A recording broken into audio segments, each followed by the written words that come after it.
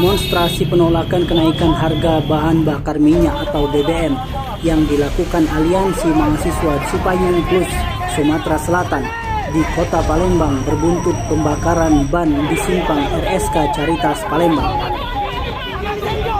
Tampak akibat aksi pembakaran ban dan pemblokiran jalan yang dilakukan oleh Aliansi Mahasiswa itu membuat arus lalu lintas di simpang Caritas tersendat.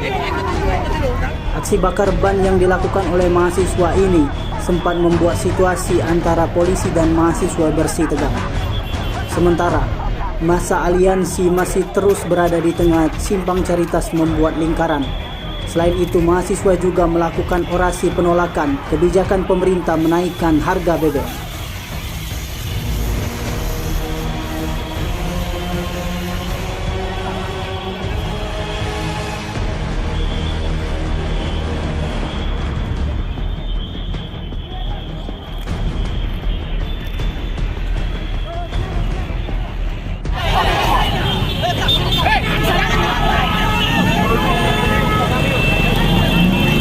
Kepentingan umum, kawan-kawan, hari ini tanggal 7 kami kota pengasih supaya cepat tersampaikan aspirasi kita dan seluruh